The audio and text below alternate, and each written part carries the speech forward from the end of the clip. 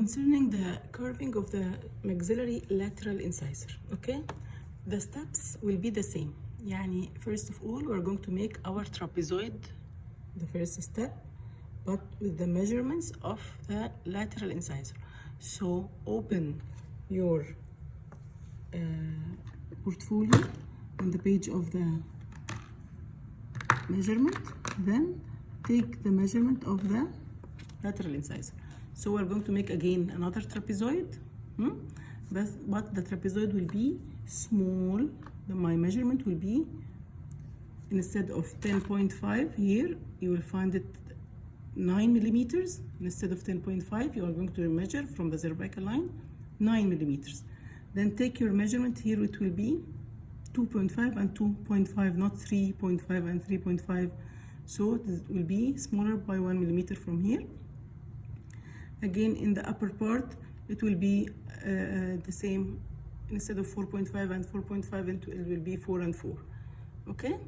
Or maybe 3.5 and 3.5. According to the measurements you have, just divide them into 2 equal halves.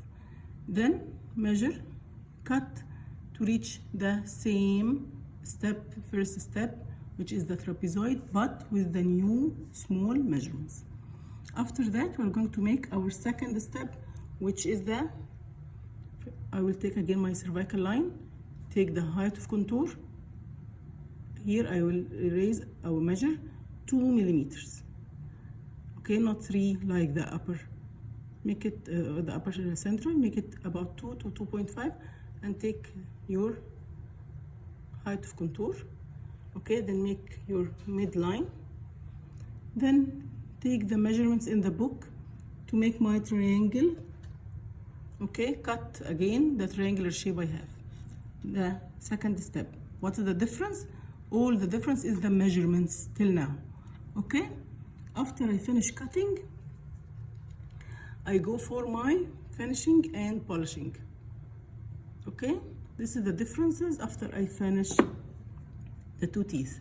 This is my central incisor you used to do, right? When I see it is wide tooth, okay? I have my height of contour, which is the cervical ridge. I have my cervical line, my geometric outline is triangle, okay? Here I have in the lingual marginal ridges and the fossa and whatever we say, the point angled and as we know, the mesial will be pointed, the distal will be rounded, okay? This is the lateral. As you see, it is smaller because we cut a smaller dimension, right? But what else? What I'm going to do? If you see here, the surface generally between here and this, if I compare what I need in the labial surface of the lateral incisor is to be more convex. Here in the central, it is slightly convex, okay? But in the lateral, it is more convex. Even the angles here, you see this line angles is more rounded, right? Not like the incisor. You see the difference? Okay. Type. What about the angles? Here I have one rounded angle, one more rounded angle. Here I have one sharp and one rounded. So again, I have to make one rounded, one more rounded. But take care, when you are making the roundation, don't lose your trapezoid. Your trapezoid should be preserved. I make the roundation from here. Stand like this and make roundation for this angle from the top, as you see, this is if I have my incisor edge like this, stay here and just make roundation from here. Don't touch this area. With this area, if you touch this area, what will happen? The trapezoid will be removed.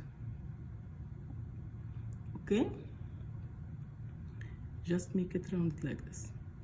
And go for the other part, make it more rounded, so that my incisal edge will be also curved and rounded, as you see. Okay,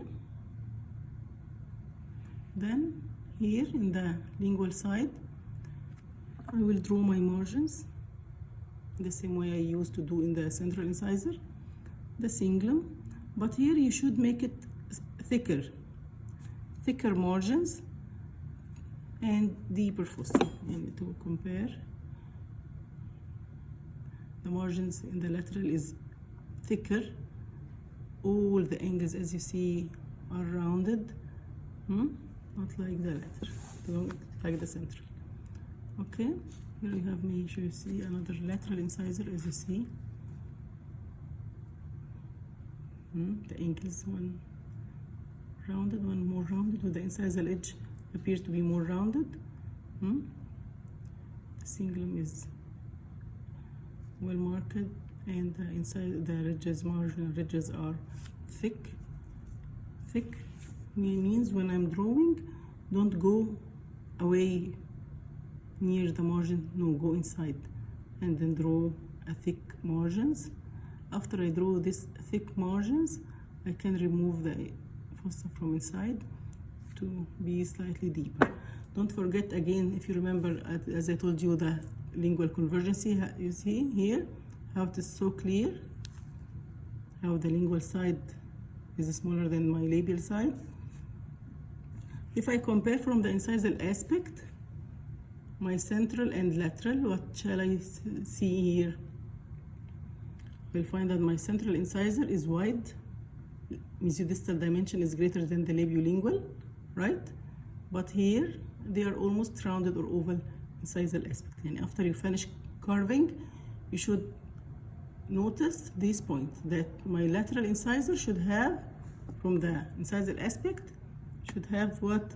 Rounded or oval dimension, not flat like the incisor. Okay, I should also take care that my labial side should be more convex. How can I make it more convex? During the cutting, you can remove, you know that I have make triangle, right? Then I go for cutting. In this step, when I'm cutting, just leave some excess wax on the surface so that it gives me some convexity here. Okay, when I leave some excess wax in this region, it will make the labial surface easily convex. Okay, then go the same step for the root, no problem. As you see, this is the root for my central incisor, conical shape as you see, blunt apex and centralized. Here of course it will be more pointed, as you see the lateral incisor. The root is thinner, more pointed. Of course the apex to be shifted distally in this area, but it is not clear as we have this base. If I removed the root from the wax block, I can find what I can make the curvature distally from here. I can remove from this area more wax, it will make my apex shifted distally. Okay,